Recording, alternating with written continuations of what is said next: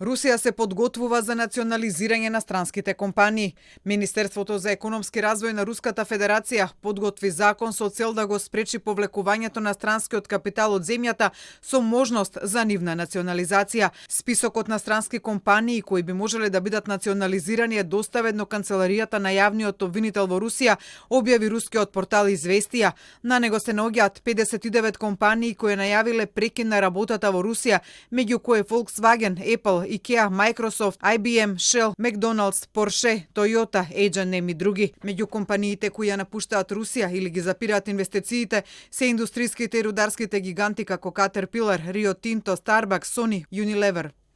Руската влада веќе работи на мерки кои вклучуваат банкрот и национализација на имотот на странските организации. Шефот на Комитетот на Советот на Федерацијата за уставно законодавство на Русија Андреј Клишас најавил пак дека за странските компании што ја напуштаат Русија може да се примени не само национализација, туку и ограничување на правата на сопственост, забрана за управување со блокови акции во подружниците и блокирање на имотот. Освен преземање на имотот и капиталот на странските компании во Русија, таа на санкциите од другите држави поради нејзината инвазија на Украина, возврати и со воведување на забрана за извоз на низа производи до крајот на 2022 година.